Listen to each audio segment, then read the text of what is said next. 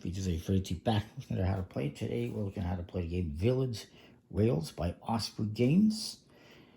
And this one came out last year. Well, actually, technically, in 2022, because it's going to be up in 2024, so I can't say last year, even though I'm recording it in 2023. It is a game of locomotives and local motives. I like that. That's a funny little thing. It is a follow-up to a previous game they did in 2020 called, I like to use the ink, that was called Village Green. Now that one is by a different designer, so it's a little bit different, but it is similar, and I will cover that one in the future. That one also involves laying out cards in a grid. And that's what you're going to be doing in this game. You're going to be laying out cards in a 4x3 grid. Now, in this game, let's look at what you get first. You get these little scoring things that you do have to assemble them yourself, but they're cool. That's a nice way to keep score without needing pen and paper. And you get 4 of them. This is a 1 to 4 player game. You get these corner pieces that have letters A through D. And at the start, you're going to hand them out.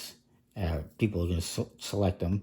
And whoever gets the lowest letter alphabetically, A or B, depending if A is not in the game, gets to start off the game. That's how you choose the first player. And then you will get these other border pieces that match the letters that you get on the back. So I've set up A here.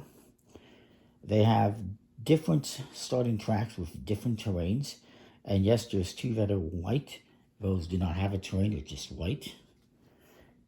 You also get these reference cards, which tells you about scoring. And the different terrains. You get fields, forests, lakes, pastures, and village. So we got fields here. No, these are pastures. This is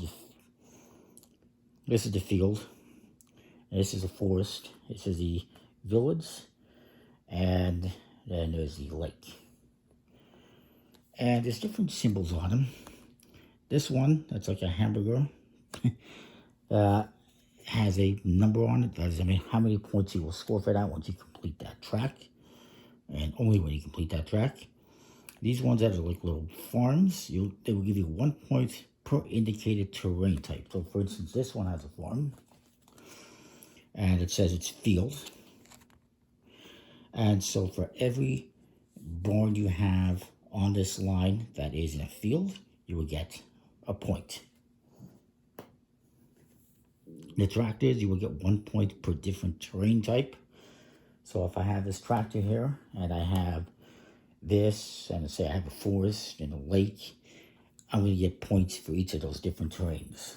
Pretty self-explanatory. These orange ones are signals, and they will give you points based on how many you have on that one track. You might get 0 if you only have 1. If you have 4 or more, you can get 24 points. If you have 2, you get 8 points. And then the purple ones are end of game only scoring. And these are sidings, I guess they're called. And you will get points depending on how many of those you have on different tracks. Not on the same track. If you have 2 on the same track, that just counts as 1. But if you have 5 tracks that have these symbols on them, then you will get 25 points. So that's just a little bit about the scoring. You also get currency. They are pounds, British pounds. You get 5s. So the line isn't the best. And you also get 1 pounds. And at the start of the game, everyone starts off with 5 pounds. So I'll put this one aside. I would recommend not starting with the actual 5 because as soon as you start spending them, you're going to need to get change. So it's best to start off with this. And then you get this deck of cards. Actually, you get these terminus cards. Each player will get 3. Each player gets a reference card, a scoring thing, and 5 pounds. Now, these terminus cards have little scoring conditions on the back. Like this one, you will get X amount of money depending on how many of those signals you have on the line. So if I complete a line and it has 2 signals, I get $6. If I don't have any signals, I still get $3, 3 pounds. And you always get 3 pounds no matter what when doing these, and that's how you get money. How you spend money, I'll say that in a minute. You do get these cards as well. On one side, they are double-sided. So on one side is the different terrains. On the other side is trips that you can plan. And you can get these, you have to buy them. And they can give you extra points, like exactly free of any one terrain type on the line gets you 6 points. If you have that, let's say I buy that one and I play it here, and I get 3 forests, this would count as a forest, I would get 6 points. But you have to buy those. Now, the way this goes is on your turn, you must get a track. I can take this one for free. I must lay it somewhere. I can lay it pretty much anywhere as long as it's against the border. I cannot lay it like this. It has to be like this. I can, however, rotate it to my leisure. But if I decide I don't want that one, maybe I want this village, well, it's going to cost me. Now I have to put $1 there, a pound there, and then I can take this one. That's how you get these further ones. And then once you take one, these all move down, and a new one gets added. You're going to have 7 out here. You're going to have 4 of the trips that you can plan. As far as the trips, if you want to plan a trip, if I want to take this one, it's going to cost me £3 right out of the gate. If I don't want that one, I still have to pay £3, and then I got to add a pound onto it to maybe take this one. So money can go pretty quickly, but later on, I'll just start completing railroads, start completing the lines, and the money starts coming in. So let's do a little example. So I'm going to take this one and maybe I will play it. Well, maybe I'll play it in the corner. Maybe move all these down. Add another one. Now you complete a line by having one that ends over here or down here. Once that happens, if I play this one here, I immediately complete this line. It's going to give me 3 points, and it's going to give me some money because I'm going to use that. So let's say I do that. So let's say I say, you know what, I'm going to put this one here. It gives me 3 points. So I'll get to 3 points. And then I'm going to play a terminus card here. And this one does not count because this is a different line, so I can't use that one. I don't have anything that's great here, but I'm just going to assign this one. And it's going to give me $3 because it doesn't have any of these symbols on them. This is a train number. Maybe I get something for that. I'm not sure. I guess I'm going to say we get 0, but I get $3 anyways. So I would get that and add it to my bank here. And I could have, if I wanted to, bought a trip, planned the trip. As I mentioned, when it comes to the trips, you can have up to 2 on one line. And you can have them here, or you can have them on this side, of course. Each one of these is a different line. But let's just say I did that. Once I do that, I draw up another one. You're always going to have 3. And I got 2 that are for these. So I'm going to try to get those and play them. So let's say it's my turn again. Comes on to me. I decide, you know what? I want to work on that. So I'm going to put $1 on each one of these. I take this one and I'm going to play it here. Move this along.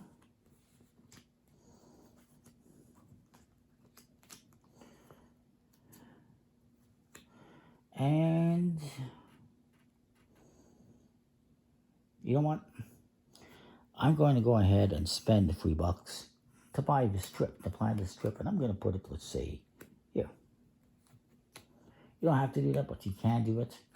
Right now I'm limited on that because I don't have too much money. The next one I'm going to do, let's say I buy this one and I play it here. Now this does not complete a track because there's a portion missing here, but I lay it there anyways. And we slide this over, and when I take this, I get the money back, or my opponent gets the money. So a lot of shifting cards over, but it is what it is. You kind of get the general gist of things, but let's just do a little more. Let's say I decide to buy this one. And I play it here, and let's see. I can shift these over. If I want to plan a trip, that could score me some points. Because that one has a orange symbol on it. You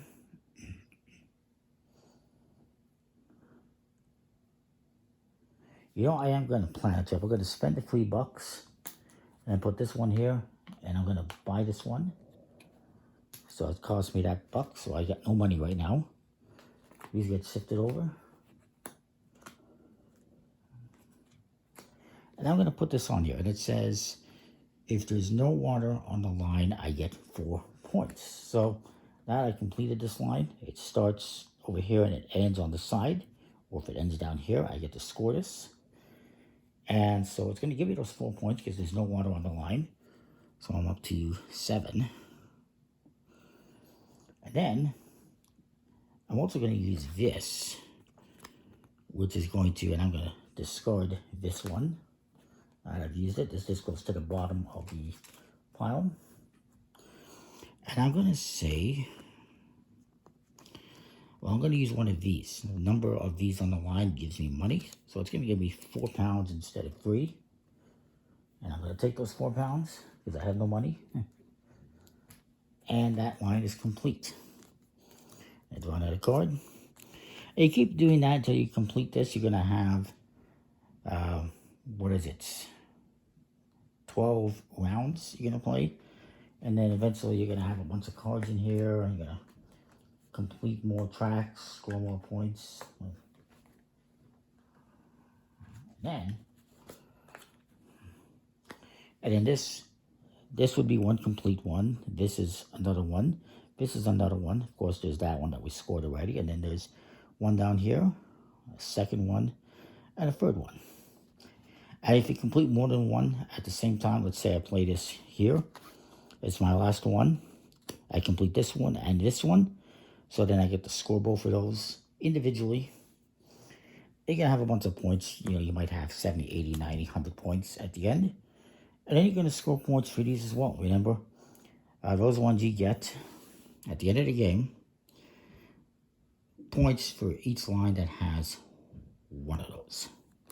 So I have 1, 2, 3, and technically this one as well is 4 because this one has, this counts as well. That's part of the line. So I have 4, so I'm going to get 16 points. I would add those on. And then whoever has the most points wins. It's a pretty cool little game. And you know, you can play it solo, you can play it with other people. And when you're playing with other people, you're each going to be playing to your own space, obviously. But you're going to have to, you know, maybe hope that somebody doesn't take the card you want, or the trip that you want, or that you can buy it, and all sorts of stuff. But yeah, that is a game. Hopefully that makes sense. Comment, like, subscribe, let me know what you think. We'll see you next time. Thanks for watching.